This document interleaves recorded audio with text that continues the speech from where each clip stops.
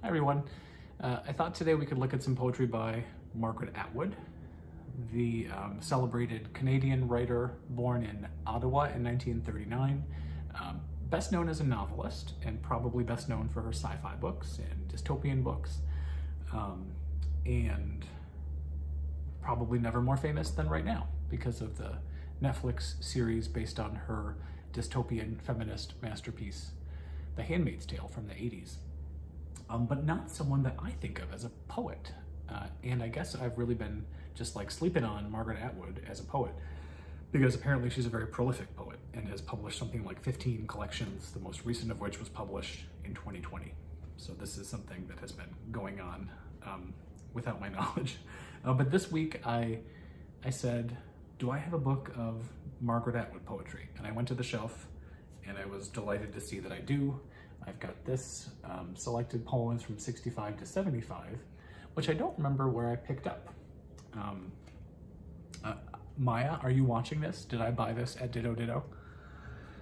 Seems like a thing I might have done, but I guess I haven't really spent that much time with it. So part of the pleasure of this project is sharing poetry that I know well and love with you, and then another part is getting to discover poetry and sharing it with you. So I'd put Margaret Atwood in that second category. So everything I know about her poetry starts and ends in this volume, but from it I can tell you that her poetry is ferocious and vivid and formidable and has this kind of fearsome quality. She sort of like grabs you by the throat and doesn't let go.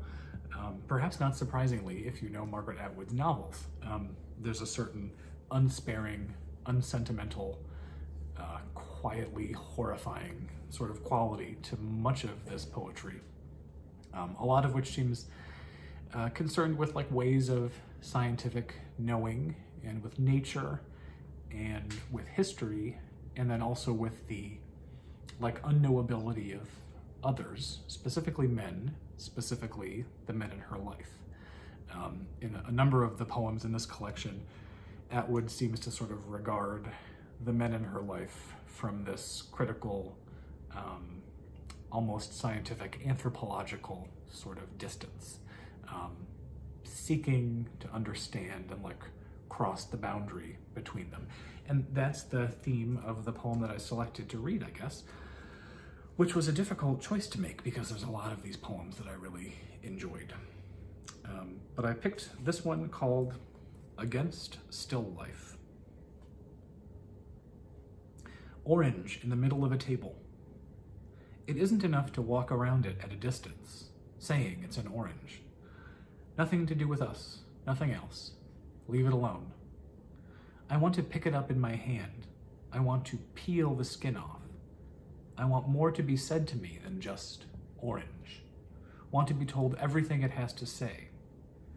And you, sitting across the table, at a distance, with your smile contained and like the orange in the sun, silent. Your silence isn't enough for me now. No matter with what contentment you fold your hands together, I want anything you can say in the sunlight.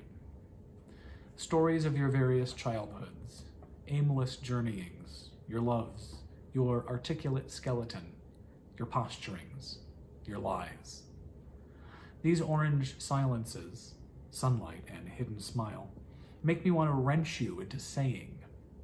Now I'd crack your skull like a walnut, split it like a pumpkin to make you talk, or get a look inside. But quietly, if I take the orange with care enough and hold it gently, I may find an egg, a sun, an orange moon, perhaps a skull, center of all energy resting in my hand, can change it to whatever I desire it to be.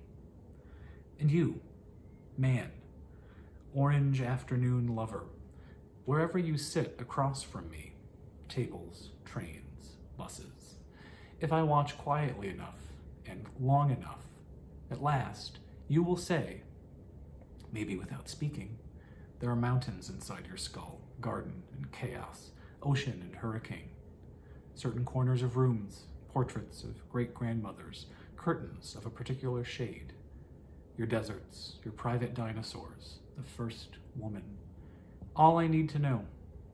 Tell me everything, just as it was from the beginning. Thank you.